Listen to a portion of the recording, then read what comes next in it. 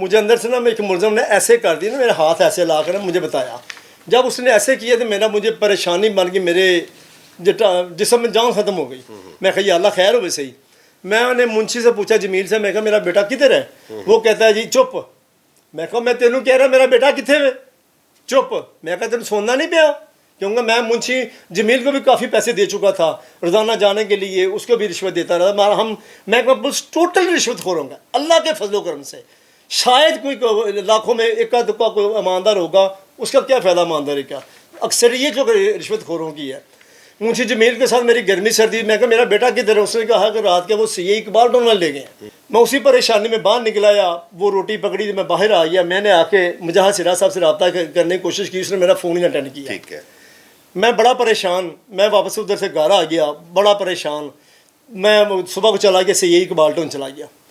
مجھے اوپر کسی کے نہیں جانا کہ کیوں سی اقبال ٹاؤن ایک ہوا کا نام ہے، وہاں بلائیں رہتی ہیں، وہاں اوپر جانے کی اجازت نہیں ہوتی. ٹھیک ہے، وہ دنیا سے انوکھا محکمہ ہے. سی اقبال ٹاؤن میں آؤں گا، میں بھی سی میں رہا ہوں تو میں نے ایسا محکمہ نہیں دیکھا. وہاں جو ہوے بنے بیٹھے ہو نا، بلائیں بیٹھی ہیں وہاں. میں 3 دن جاتا رہا، میری ملاقات نہیں ہوئی، نہ مجھے اوپر کسی نے جانے دیا اوپر جانے کے لیے.